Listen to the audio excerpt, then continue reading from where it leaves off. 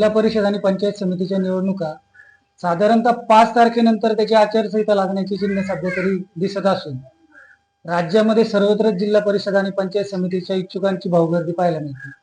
आज आपण घोडेगाव पेठ जिल्हा परिषद गट तसेच घोडेगाव पंचायत समिती गणामध्ये ढाकळे या गावामध्ये आलेलो आहे. तेथील ग्रामस्थांशी आपण चर्चा करूयात.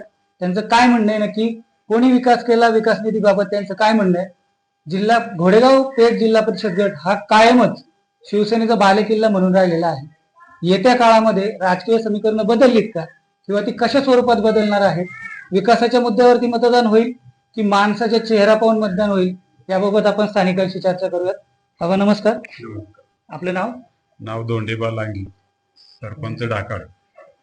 बाबा, सध्या जिल्हा परिषद आणि पंचायत समितीच्या निवडणुकांचं बिगुल येत्या 5 तारखेनंतर वाजेल अशी काही चिन्ह सध्या तरी राज्यामध्ये आहेत. तर साधारणपणे हा जो मतदारसंघ आहे, घोडेगाव पेठ जिल्हा परिषद जो गट आहे, तो कायमच शिवसेनेच्या पाठीमागे उभा राहिला आहे. मग येणाऱ्या काळामध्ये विकासाच्या मुद्द्यावरती मतदान होईल? निश्चितच विकासाच्या मुद्द्यावरच होणार ना. मग आता विकासाचा जर मुद्दा म्हणाल तुम्ही, तर आता माझी जे सदस्य होते जिल्हा परिषदेचे, त्यांच्या माध्यमातूनही ते विकास झालेला आहे, आमदारांच्या माध्यमातून झालेला आहे, खासदारांच्या माध्यमातून झालेला आहे. आणि पक्षीय बलाबल जर पाहिलं तर अलीकडे सगळे चेंजेस झालेत. आज इकडे तर उद्या तिकडे अशा कोलांट्या उड्या मारणारी मंडळी आहेत. आणि त्या माध्यमातून जो कामाचा उमेदवार असेल त्याचा पूर्व अनुभव घेऊनच मतदार त्याच्या पाठीशी जातील. दुसरी महत्वाची गोष्ट अशी की घोडेगाव गणातून मी स्वतःच वैयक्तिक उमेदवार आहे, पण अपक्ष आहे. मी कुणाच्या पक्षाकडे जाणार नाही, कारण मला अशा काही कोलांट्या उड्या वगैरे त्याची काही सवय नाही. आणि नंतर मग पाहिलं जाईल की कुठल्या पद्धतीने काय. उदाहरणार्थ शिवसेनेच्या उमेदवाराने जर जिल्हा परिषदेच्या मला पाठिंबा दिला तर मी त्याला किंवा माझ्या गावाला मी विनंती करेन, होय आपण यांच्या पाठीमागे जाऊ, हे आपल्याला सहकार्य करतात. किंवा राष्ट्रवादीवाले म्हटले आम्ही तुम्हाला सहकार्य करू, तर त्या पद्धतीनं विचार केला जाईल. नंतर यापूर्वी म्हणजे गेली 4 वर्ष निवडणुका झाल्या नाहीत, पण त्या अगोदर जिल्हा परिषदेचे सदस्य म्हणून देवीदास दरेकर यांनी आपल्या भागामध्ये विकास कामं केलेली निश्चितपणाने केलेली आहेत. त्याचा विचार होईलच ना. म्हणजे साधारणपणे ढाकाळे ग्रामस्थ विकासाच्या मुद्द्यावरती मतदानाचा कल दाखवतील असं तरी सध्या तरी म्हणायला काही हरकत नाही. बरोबर. बरं, दुसरी गोष्ट, आता तुम्ही म्हणताय की मी स्वतः पंचायत समिती घोडेगाव गणासाठी इच्छुक आहे, तर तुमचं पंचायत समिती गणामध्ये विजन काय असेल? तुम्ही मतदारांना कोणत्या स्वरूपामध्ये आकर्षित कराल? काय सांगाल लोकांना की मी कोणत्या मुद्दे घेऊन तुमच्याकडे येणार आहे? मी विकासाचे मुद्दे घेऊनच जाणार. विकास कामांचे मुद्दे पंचायत समिती सदस्याला जेवढे म्हणून शासनाचे नियमानुसार अधिकार असतात त्या अधिकाराचा आधार घेऊन मी मतदारांना सांगण्याचा प्रयत्न करणार. आणि त्या माध्यमातून मी एक तसा नौका उमेदवार आहे, पण माझ्याकडे कुठली तरी एक विचारधारा आहे, त्या विचारधारेला अनुसरूनच मी मतदारांना सामोरा जाऊन मतदारांचा कौल आजमावण्याचा प्रयत्न करतो. नमस्कार, काय नाव आपलं? जगन आनंद काळे. आता जसं दादा म्हणाले की आता पंचायत समिती गणाचे तुमच्या गावातले इच्छुक आहेत, पण जिल्हा परिषदची परिस्थिती पाहता सध्या तरी देवीदास दरेकर जे माजी जिल्हा परिषद सदस्य आहेत, त्यांच्या पत्नी आहेत, आंबेगाव तालुका खरेदी विक्री संघाचे अध्यक्ष आहेत नवनाथ मुले, त्यांच्या पत्नी देखील इच्छुक आहेत.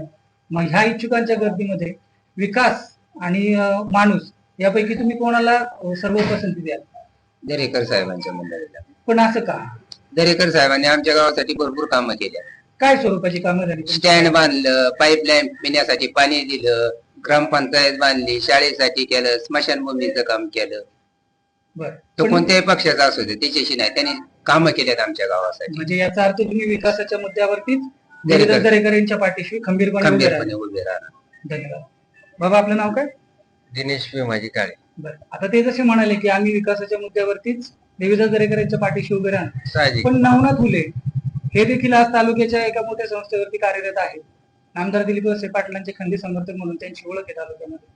मग अशा वेळी एक नवीन चेहरा म्हणून मग तुम्ही त्यांच्या पत्नीचा विचार का, म्हणजे मतदार म्हणून का करणार नाही? काय आहे ना की दरेकर साहेबांची जी कामं आहेत आमच्याकडं, ते अनलिमिटेड काम आहेत. आता त्या कामाला अनुसरून आम्हाला कुठेतरी जाग नाही ना त्यांच्या कामाच्या पावतीसाठी. आता त्यांनी एवढी कामं केल्यानंतर शेवटी साहजिकच आहे आमचा कौल त्यांच्याकडे जाणार. कामं त्यांनी केलेत म्हटल्यानंतर.